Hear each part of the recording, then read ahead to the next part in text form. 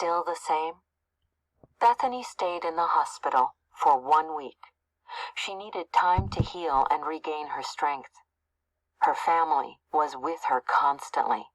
Other visitors came to see her too. They looked at her bandages. Bethany saw many of their faces fill with pity. "Don't feel sorry for me," she wanted to say. "I'm still the same." One of the first things Bethany asked while recovering in the hospital was, "When can I go surfing again?" Bethany being interviewed about 2 weeks after the attack. Yet at times during the weeks after the accident, even Bethany had her doubts. She was shocked the first time she saw her naked arm. It was a stump covered in stitches. "I look like Frankenstein's monster," she thought to herself. Bethany and her parents. A new life. While Bethany felt the same inside, she was discovering that her life had changed.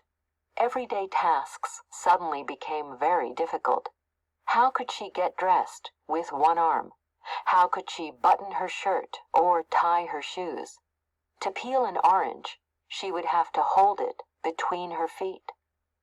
This statue was made in honor of Bethany's refusal to give up her dream of surfing.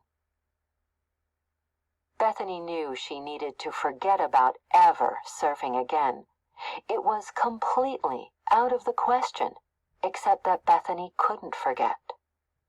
The attack hadn't diminished her love for the sport. She wasn't ready to give up her dreams. Less than a month after the injury, Bethany was back up on her surfboard. Bethany returned to surfing on the day before Thanksgiving in 2003.